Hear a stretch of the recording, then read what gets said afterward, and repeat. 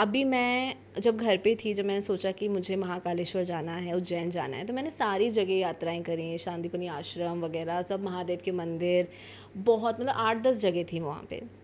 वो सब करने के बाद मैंने लास्ट था कि मैं महाकालेश्वर जाऊँगी, और वहाँ घुसते ऐसे जो गूज़बम्प्स नहीं आ जाते हैं। लेकिन मैंने घर पे सोचा था कि यार मुझे मुझे वो भस्म आरती करनी है।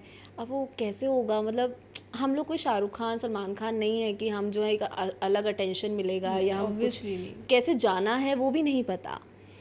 अब अंदर से तो था, लेकिन अब मैंने सुना, फिर मैंने यूट्यूब पे ऐसे सर्च किया कि कैसे जाना है उसमें भस्म आरती में। बहुत सुना है कि बहुत शक्तिशाली जगह है वो, और वो बहुत लकी है।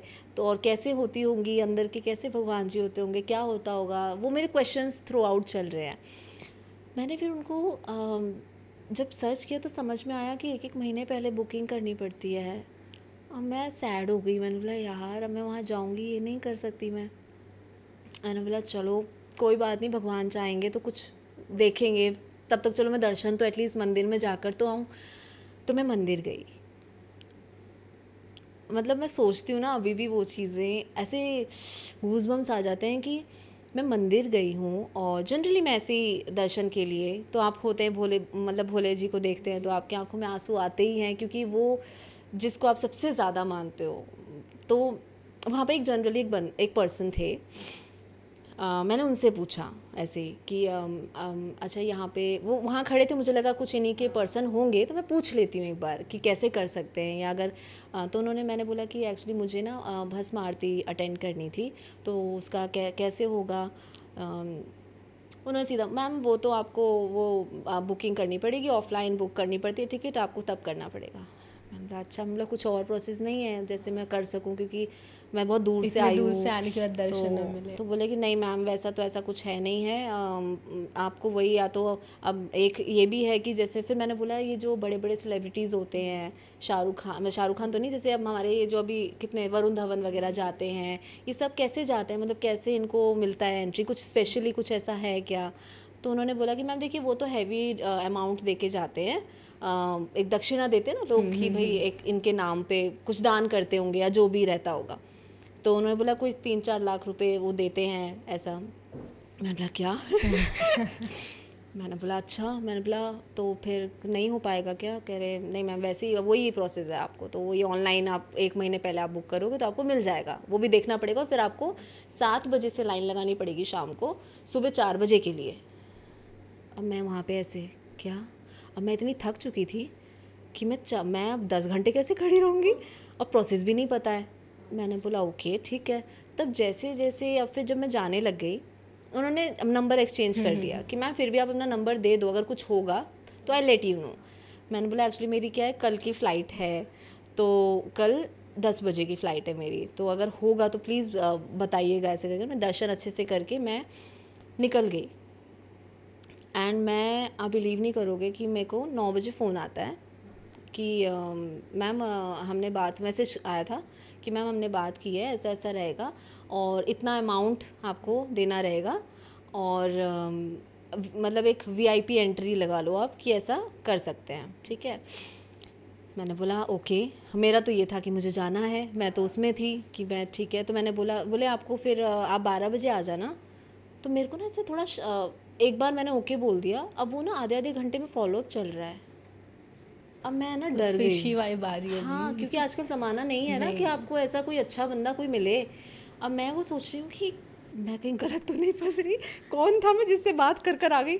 अब मैं वहाँ पर अब उनके कंटिन्यू फ़ोन मैसेजेस, लाइनें लग गई कि मैम आप 12 बजे तक रेडी रहना, या आपको ना बर्सन का फ़ोन आएगा, ये मेरा जो है ये बंदा है, आप इनसे बात कर लेना, ये आपको एंट्री वीआईपी करा देगा, आपको बस रेडी रहना है। पर हाँ। मैंने बोला ओके, और मेरे को बहुत फिशीनेस हो रहा था, बहुत मेरे को अलग अलग ख्याल आ रहे हैं, उल्टे सीधे आ रहे हैं, पता नहीं कहाँ कहाँ से, कि भोलेनाथ ये क्या हो रहा है, कि इतना तो अच्छे दुनिया में नहीं है भाई, कि ना तो मैं कोई वरुण धवन हूँ या मैं कोई ऐसी हूँ कि भाई मुझे जो है अलग अटेंशन दिया जा रहा है, ऐसा कुछ है नहीं। अब मैं जब वहाँ पे, मैंने ना बहुत, जब मैं परेशान हो गई, मैंने अपना फ़ोन साइलेंट किया। मैंने बोला भाई मैं नहीं जा रही हूँ, पता चल मैं कहीं और ही पहुँच जाऊँ, और मैंने सो गई साइलेंट करके। और मैं उनके इतने लंबे लंबे मैसेजेस थे, मैं वो सब हटा के सो गई। मतलब छोड़ो, बाद में देखी जाएगी, मैं नेक्स्ट में बुकिंग करके ही आती हूँ। अब मैं सो गई। अब मेरे को 2:30 बजे ऑटोमेटिकली आँख खुलती है और मैंने जनरली ऐसे ही फ़ोन देखा तो उसमें 10 मिस कॉल और इतने सारे मैसेजेस। मैं फिर डर गई। उस टाइम मेरी नींद ही उड़ गई कि भगवान ये क्या है। मैंने सिर्फ हेल्प बोला था कि अगर होता है तो इतना पीछे तो कोई नहीं पड़ता जनरली, इतनी हेल्प। और ना उसका कोई फ़ायदा है, ना मैं उसको कोई पैसे दे रही हूँ या कुछ है, वो पैसे की भी बात नहीं हुई है। उसने बोला इतना अमाउंट लगेगा अगर आपको चाहिए है तो, वो भी अभी मुश्किल है। उसने क्या बोला कि बुकिंग है भी और नहीं भी। अब ऐसे में मैं कैसे जगी रहूँ। मैंने बोला नहीं है बुकिंग, इतना ऑन द स्पॉट नहीं होता है। मैं सो गई थी। जब मैंने उठ के देखा इतने सारे कॉल मैसेजेस, मैंने भगवान का नाम लिया। मैंने बोला भोलेनाथ अब आप ही का भरोसा है, आप बचा लेना, मैं तो आपके भरोसे जा रही हूँ। मैंने शार लिया और मैं पहुँच गई मंदिर। क्योंकि अब हम इतने बेवकूफ़ भी नहीं हैं कि हमें कहीं और कोई बुला रहा हो उस गली में आ जाना, ऐसे तो कोई भी नहीं जाएगा। मेरे को जाना था मंदिर ही, मतलब मंदिर ही बुला रहा है तो फिर ठीक ही है। तो मंदिर पहुंच गई और वहाँ बहुत अच्छी चहल पहल, बहुत अच्छा एनवायरनमेंट, जो सुबह के दर्शन के लिए पूरी फूल माला तिलक विलक सब चल रहा है। अब वहाँ पे बंदा वेट कर रहा है, वहाँ पे वो लेने आया है। वहाँ से फ़ोन पे बात हुई है, आप उन्हें अंदर भेज दो। मेरे से फ़ोन पे बात हुई कि आप बात करा दो मैं वो गार्ड को, वरना और लाइन लगी है। हाँ। इतनी लंबी लाइन, वहाँ से मैं बीच में से जा रही हूँ। Can you imagine? बाबा बुला रहे हैं। आई वॉज लाइक कि ये क्या। और मैं चलती जा रही हूँ। उन्होंने बोला मैम यहाँ लाइन आप लगा लो, आपको हाफ एन आवर तो लाइन लगानी पड़ेगी, मैं आपको आगे ही मिलूँगा। मैंने बोला ओके। अब मैं बोली यहाँ से कहाँ जाना है? तो कहते मैम यहीं से आपको, जैसे लोग जा रहे हैं ना, आप पहुँच जाओगे वहाँ पर, आपको हाफ एन आवर तो लाइन लगानी पड़ेगी और 4 बजे आरती, जो भस्म आरती है वो शुरू हो जाएगी। मैंने बोला ओके ठीक है। अब मैं इतनी शर्म में भी थी, मैं ज़्यादा नहीं बोल रही उनसे कि क्या है क्या नहीं। मैंने बोला ओके ठीक है। उन्होंने बैंड वगैरह जो था VIP का जो था वो दे दिया, उन्होंने मुझे पहना दिया। और वो किसी कॉस्ट्यूम में भी नहीं है, अपने जनरली कॉस्ट्यूम में है, नॉर्मल जैसे है अंकल लोग रहते हैं ना वैसा। मैं तो चली गई अंदर। अब इतनी अच्छे से दर्शन हुए। और उन्होंने वहाँ, जब मैं बैठी हूँ तो उन्होंने फ़ोन आया है, मैम आप बैठ गए ना अच्छे से? मैंने बोला हाँ भैया मैं बैठ गई हूँ। कह रहे दिख रहे हैं ना आपको शिव जी? मैं बोला हाँ जी मैं सेंटर में बैठी हूँ और मुझे दिख रहे हैं। कह रहे बस मैम आप वहाँ से हिलना मत, आप बस नंदी जी के पीछे बैठना। तो आपको सीधे दिखेंगे, अदरवाइज़ आप इधर उधर बैठ जाओगे ना तो आपको नहीं दिखेंगे। ये भी उन्होंने मुझे डायरेक्शन दिया।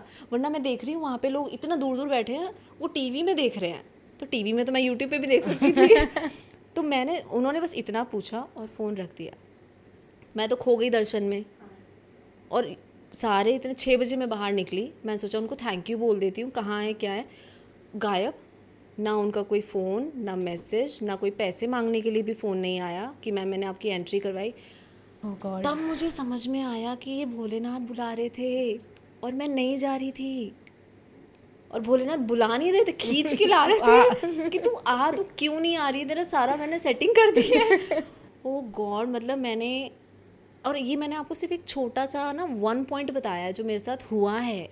ऐसे इतने सारे हैं, बोलते नहीं है, बताना चाहिए। ये मैंने सिर्फ एक दर्शक जो देख रहे हैं उनको एक बिलीव आएगा। और ये सिर्फ वही जानते हैं जो महादेव के भक्त हैं। स्वेर वो जो फीलिंग भाई साहब, मैं अभी भी सोचती हूँ तो मुझे ऐसा लगता है कि मैं कहाँ होकर आई हूँ। तो इसे समझ में आता है कि बाबा का हाथ, मैं उनको भुल्लू बुलाती हूँ, ठीक है भुल्लू, वो एक अलग ही नाम है। तो मैंने एक कहानी मतलब ऐसे ना बना रखी है कि मैं बीच में हूँ तो होता है ना कि आगे भुल्लू, नहीं आगे नंदी जी होते हैं ना परीक्षा के, तो मैं हमेशा बोलती हूँ कि आगे नंदी पीछे भुल्लू और ऊपर गुन्नू, मतलब उनके जो बेटे हैं तो मेरी अपनी स्टोरी है वो कि आगे नंदी पीछे भुल्लू और ऊपर गुन्नू, तो आपका कोई क्या बिगाड़ेगा। तो वो वाला मेरा एक बहुत ही इंटरेस्टिंग रहा है। मेरे को तो ऐसे गूज बम्स आ गए हैं कि फील वो हो रहा है, वो एक अलग एनर्जी होती है ना। एंड जब आप दिल से चाह रहे हो कि उस चीज़ को मैं मिलूँ तो वो कितना भी कर, मुझे तो 0 पॉइंट था। मैं तो इमेजिन कर चुकी थी नहीं होने वाला है, लेकिन ऐसा होगा वो नहीं सोचा था। आता है कि है बाबा है। वेल बाबा तो हमेशा आपके साथ है, क्योंकि स्टार्टिंग से ही आना आपका यहाँ पे फर्स्ट शो इतना, तो वो एक ब्लेसिंग थी। और टचवुड आप इस लकी निकले इस मामले में। हाँ लकी निकली। हाँ मैं भोलेनाथ जी को, मैं 7 ईयर से उनकी फास्टिंग, हर मंडे मेरा फास्ट भी रहता है। और ये ऐसा नहीं है कि किसी से सुना और ऐसा हम लोग करने लग गए, ये इनबिल्ड आता है। मैं जब पता भी नहीं होता था, मैं जस्ट फास्ट रखती थी अब कब मैं उनके में बह गई हूँ, उनको मैंने मतलब मैं अब उनमें ही मिलना चाहती हूँ। मतलब उनसे मिलना क्या होता है कि उन्हीं में घुल जाना, उनके पास नहीं, उनमें रहना है, वैसी वाली एक अब वो अपने आप आया है। मैं ऐसा कुछ सोचती नहीं हूँ कि हम 2-4 भगवानों में मैं भगवान सबको मानती हूँ, लेकिन मेरे जो भोलेनाथ हैं वो मेरे लिए सबसे ऊपर है। और मतलब मैं उनको एक बार बस पुकारती हूँ, मतलब मैंने बहुत बार नोटिस किया है, मैं सिर्फ एक बार मैं कभी जब दिल से बुलाती हूँ ना, मैं जब दिल से कभी दुखी होती हूँ, वो चीज़ें हो जाती हैं। तब फिर आपका भगवान से विश्वास जो ना भी करता हो ना, वो करने लग जाएगा। डायरेक्ट ब्लेसिंग्स है। डायरेक्ट ब्लेसिंग्स है, क्योंकि आपका कोई नहीं होता तो भगवान रहते हैं सबसे ऊपर। कि वो आज का टाइम ऐसा है कि सिर्फ भगवान ही रह सकते हैं आपके ऊपर, और कोई नहीं रहता और ना कोई साथ देता है।